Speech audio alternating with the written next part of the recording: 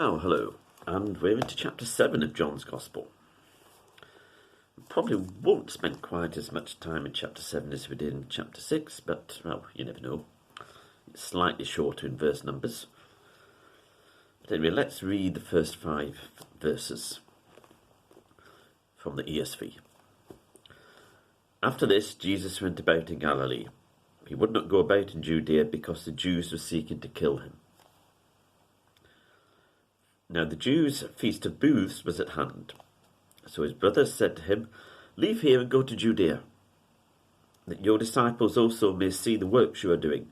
For no one works in secret if he seeks to be known openly.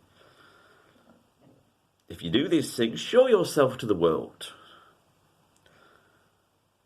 For not even his brothers believed in him. So, just a few things about this. We saw in chapter 6 a number of times where Jesus, when he said something which caused upset, which was controversial, rather than backing down at all, he doubled down, as we tend to keep saying today. He made things worse. He emphasised even more clearly what he was saying. And we'll see that again in chapter 8, Jesus doing the same thing. But Jesus did not seek offence or confrontation for its own sake.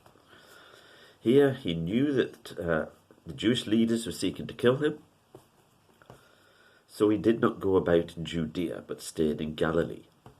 Jesus did not seek confrontation for its own sake. And there's one or two places in John where it says his time had not come. Jesus knew that he was going to die, and he knew when the time for that would be. And it wasn't yet. Now, it says in the ESV, because the Jews are seeking to kill him. And there's a wee footnote. It says it probably refers to the Jewish leaders. And if you read the NIV, it will say explicitly Jewish leaders. Now, the text just say Jews. But a lot of the time in John's Gospel, when he refers to the Jews, it is the Jewish religious leaders who he is primarily thinking of. And it was the time of the Festival of Booths, or Festival of Tabernacles, and it was about September, October-ish, i.e. about 6 months, roughly, before he was going to go to the cross. And people, the Jewish leaders, are looking out to kill him. So we see that Jesus is not seeking confrontation for its own sake. Things can seem bad, and people plotting to kill him. As we know, this was actually part of God's plan. So men often have evil plans, but it's God's will that prevails.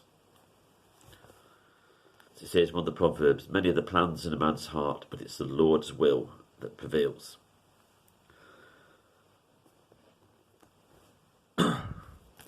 So when we see men plotting various things, we do not need to panic. We do not need to fret or be fearful. We need to be realistic, but not fearful. It says, so his brothers said to him, this is Jesus' natural brothers. And as we see here, again, another consistency with the Synoptic Gospels. There's 2 or 3 occasions in the Synoptic Gospels where we read that his brothers thought he was mad, and so on. And here again we see that they don't think much of Jesus, of their brother Jesus, to be honest. Saying, go to Jerusalem, let people see what you're doing. They may well have been aware that many of the disciples had left him, as we read it towards the end of chapter 6. I think, who is this? Who does he think he is? After the resurrection, they would come to believe. James being the most famous example of that. And Jesus did not court popularity for its own sake.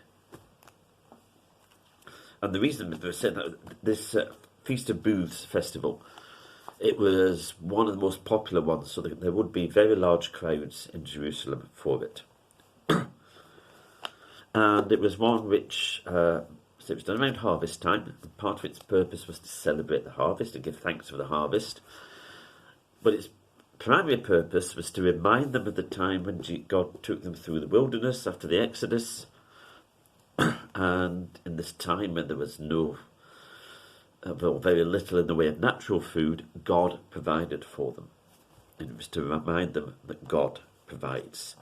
So that's just kind of setting the scene, setting the background for chapter 7. We'll go into more of the stuff in here, in particular the teaching that Jesus gives in later talks.